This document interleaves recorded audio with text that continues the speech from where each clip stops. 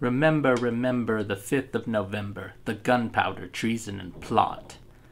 I know of no reason why the gunpowder treason should ever be. It's November the 5th, everybody, and I just couldn't resist. I had to do a V for Vendetta review since, of course, it's supposed to take place, or this date is supposed to be so significant in that movie. I mean, every time I see this movie, better yet, let me rephrase that.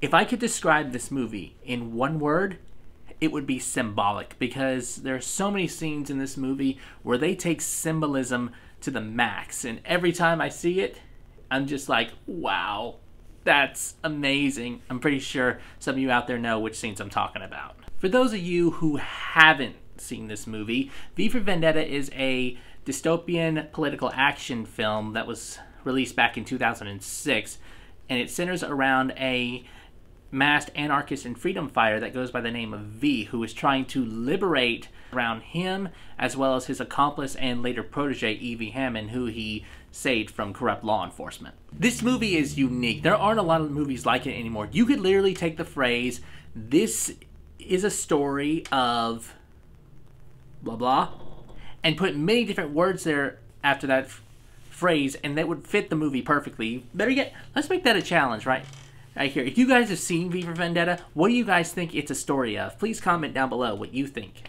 it is. I personally believe that it's a story of unity, how one man impression that they're all willing to put aside their differences, all their negative feelings, and stand together as one against it. Hugo Weaving is the one that is playing V. Why not? He already has some action experience from playing Mr. Smith from The Matrix, but the lines he does in this movie, he does them in such an unforgettable fashion, and they sound so badass. The monologue that he does when he first meets Evie, I was thinking, oh my god, did he just use every V word in the dictionary? I was like, there is no way he got that right on the first take. The one key factor I'd like to get into, of course, is that this movie is actually based off a graphic novel of the same name. I personally haven't read the graphic novel myself. I don't know. I've never found it in any bookstore. I've actually tried. But I do know the key difference from the graphic novel and the movie was that they made the political system more like the USA and not the UK. I don't understand why they did that. Because, the movie takes place in the UK, not the US, so why can't they form it like the UK's political system, not the US's political system? But